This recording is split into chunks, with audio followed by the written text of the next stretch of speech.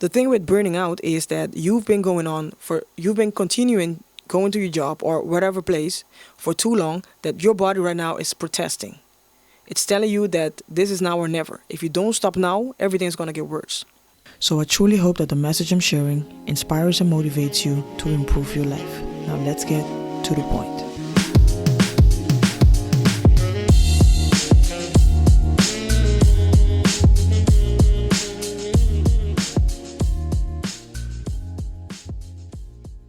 Welcome back to another episode of ToDaPoint podcast, and if you're new to the channel, welcome. Today we're talking about a topic that is something that is unfortunately happening a lot, and that is a burnout, right? I want to talk in today's video about what a burnout is and how to recover when you've experienced burning out. So a burnout is something that happens unfortunately a lot of times in the workspace due to our fast-paced and modern society. The thing is, we don't get enough time to actually step on the brakes.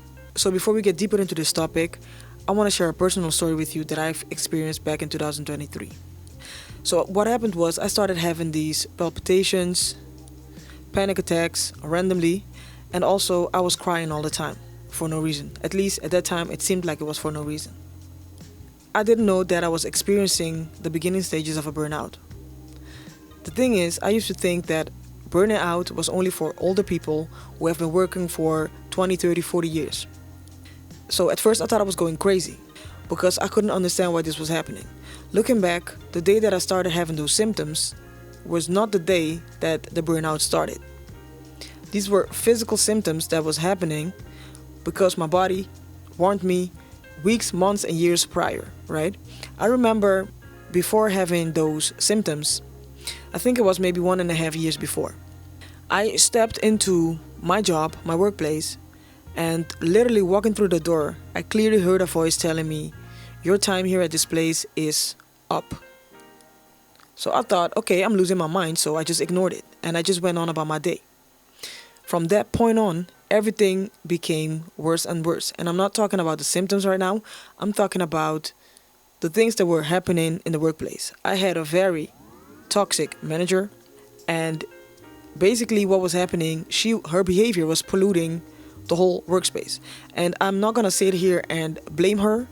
I'm just telling you the way I experienced it and basically the rest of my team. Another thing that was happening was that we had to work in shifts, right? Nothing wrong with that because some jobs require you to do that, but the shifts were made up in such a way that it used to be for, let's say, 8 to 9 people. But due to some special rules, from the 9 people that were supposed to work that shift, only 4 were left.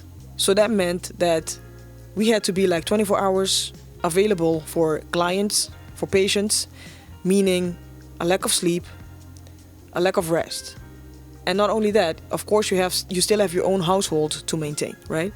So basically, with the few staff members that were left, it was almost impossible to deliver quality work. And we complained about it a couple of times. Well, not really complain. We talked about it a couple of times. This is getting too much. This is too heavy for us to carry. But they ignored it, and we had to keep doing our job. So in hindsight, I believe my higher self was trying to warn me for what was about to happen. So again, I'm not going to sit here and blame the job because I was the one who applied for that job, but I did not know that the circumstances or the conditions were that bad. I can only take responsibility for the part that I stayed there way too long because I did not have anything else. And I just came from a place of having little to no money, so I thought, you know what, this is better than nothing.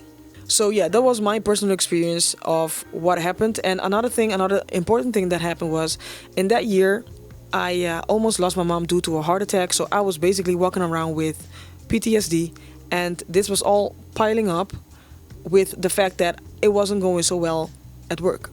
So it just went too much. It just became too much, and at a certain point, I just basically mentally collapsed. So I'm pretty sure you know the feeling when you're exhausted. You just want to sleep, right?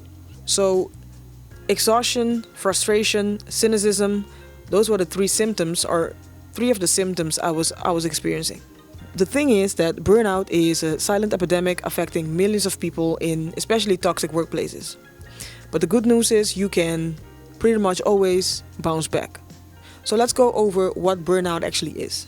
So a burnout is basically physical, mental, and emotional exhaustion caused by prolonged situations of stress. It's not only about being tired for the day, because when you're tired, you can go to sleep and then wake up rested. When you're going through a burnout, it feels like rest is never enough.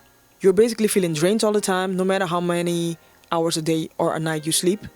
And it's basically happening when you feel constantly overwhelmed and emotionally drained. I remember telling a friend, it feels like I'm drowning. And I didn't know where the feeling was coming from at that time, but it really felt like no matter what I was doing, it was never enough. It was draining me. The simplest tasks were draining my energy. So it really felt like I was drowning, and I didn't know how to cope with that. So like I mentioned before, experiencing a burnout, you experience different symptoms, right? 3 of them are exhaustion, meaning feeling drained all the time, no matter how many hours a night you sleep, right? The simplest tasks were too much, causing me more stress. I started having panic attacks, palpitations, crying for no reason, getting angry for no reason. So basically, that's what exhaustion does to you. Another symptom is cynicism or detachment. I really felt detached from my team, from my job. I wasn't going there having fun anymore. And I don't mind using a little bit of a sarcasm here and there, but I started becoming cynical. And I was not used to myself being like that. So that kind of scared me a little bit. Another thing is inefficiency. You're struggling to get things done. The simplest tasks are just feeling like they're the Mount Everest. So if you're experiencing some of these symptoms, it might be time to stand still and look at where you're at and see if where you're going to work every day is still the right place for you. By the way, it's not only attached to a job. It might be whatever else you're doing on a regular basis, right? If it's not giving you joy anymore and you're experiencing these symptoms, it might be a good idea to stop what you're doing and start researching where this feeling is coming from and what you need to do. So, you're in a burnout, you're experiencing a burnout, and you don't know what to do. In this part of the video, I'm going to talk about what we can do to recover from the burnout. I wanted to say recover as soon as possible, but that's the tricky part. There's no need to rush. If you go into a burnout, even if it's at the beginning stages, it's important that you take your time. Luckily for me, I was able to call in sick. I remember before calling in sick that I took like 2 days off, because I was hoping that by taking 2 days off, I might feel rested and ready to go to my work again. Unfortunately, it only made things worse, because I knew I had to go back on a short period of time. So I remember walking in, knowing that that was the day that I was going to give up, because that's how it felt. And if you go into that feeling, by the way, if you're experiencing that feeling, I want to tell you that you're not giving up, right? The thing with burning out is that you've been continuing going to your job or whatever place for too long, that your body right now is protesting. It's telling you that this is now or never. If you don't stop now, everything's gonna get worse. So anyway, I remember going in that job, telling one of my coworkers that I can't do this anymore. I sat down and it really felt like I was breaking up with somebody. And I sat down and I just started crying. I was crying, and luckily this person was so gentle and loving, and he told me, if you really feel like you can't do this anymore, it's time to, throw in the towel. So that's what I did. I called up my other manager, because the other one was on vacation, and I told her, you know what? I've been doing this for so long. I can't do this anymore. I'm tired. I'm mentally drained. It's just over. So I called in sick, and it took me about 3 months, maybe 4, to actually start going back like a couple of hours a week. And one of the worst things that happened, well, not worst, but it was very annoying, was that the manager, my direct manager, kept calling me every week almost, asking supposedly how I was doing and when I was ready to go to work again. And I just kept telling her, I don't feel well yet, I'm not coming in yet. So anyway, I digress. How do we recover from a burnout?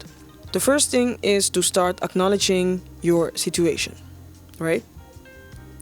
This can be a long process, because before you actually take the step to tell your job you're not coming anymore because you're tired, you're drained, you go through a process of, I'm not a good employee, I'm gonna give up, I don't want to give up, my team needs me. But I would say the painful part of the whole experience is that, or maybe the hardest part I should say, the company is gonna keep going with or without you. That's one of the things I had to realize.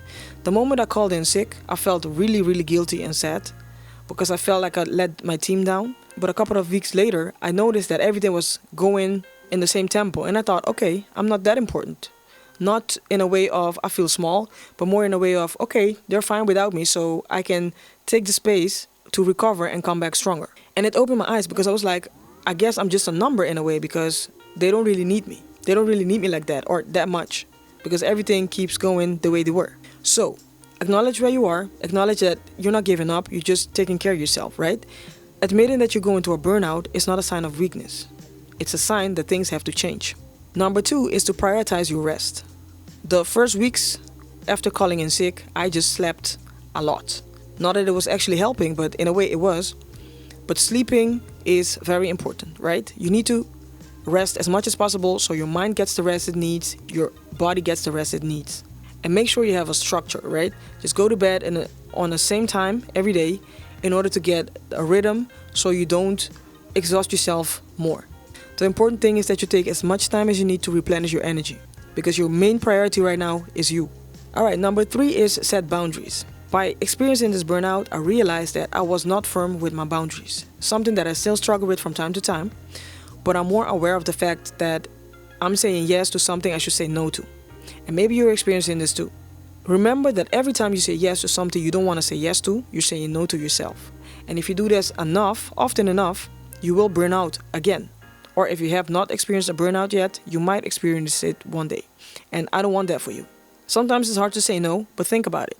Right now, or more often than in the past, when somebody asks me for a favor and I want to say yes, but actually I'm thinking no, I think to myself, if I wasn't around, how would that person solve this problem? And if you can definitely find an alternative, you know that it's time to say no. Unless you want to do it, but that's a whole nother story. Prioritize yourself, say yes to the things you really want to say yes to, and say no to the things you really don't want to do. People don't need you that much, right? If you're not there, they'll find someone else to ask for a favor. And if they turn out to be your enemy just because you say no once or a couple of times, that's on them, right? I really think about it like this now. Nobody's paying my bills. I'm working my ass off to pay my bills. So if I say no to you and you turn into an enemy, I guess you were never really a friend. Alright, the 4th thing to do to recover from a burnout is to reconnect with joy. I almost get emotional when I think about this because I remember going through one of the darkest periods of my life. And it really felt like I was never ever going to get out of that. And I remember thinking back to something I really wanted to do. And that was making music. I always loved to sing and make beats when I was younger. I always wanted to learn how to DJ. So I thought to myself, you know what? I'm going to get myself a controller. I love music and music really helps you heal if you listen to the right music. And I said this in previous videos. So what I did is I bought a controller and I started learning or teaching myself how to DJ. And I don't know if you guys know this music genre, but it's called Amapiano. And it's basically South African house music. And that's what I did. Every day when I was practicing how to learn myself how to DJ, I really felt my soul healing. That was one of the things that kept me going. So the point I'm sharing this with you is find something that has to do with creativity. Another thing, by the way, going to a burnout actually motivated me to start this YouTube channel. And when you reconnect with something that gives you joy, it really heals your soul. It gives you energy and you can use that energy to recover. So find whatever it is for you. It might be painting, it might be something with animals, or maybe just fitness. Whatever it is, find that thing and let it work for you, right? Let it replenish your energy. And another thing to do is focus on self-care. That means going to bed on time, eat right nutrition, like I said before, fitness, go for a walk and for a swim, some activity that gets your blood flowing, right? And it makes you think about your thoughts and release that energy. Last but not least, and that is number 7, and that is to reevaluate your priorities. Ask yourself what truly matters.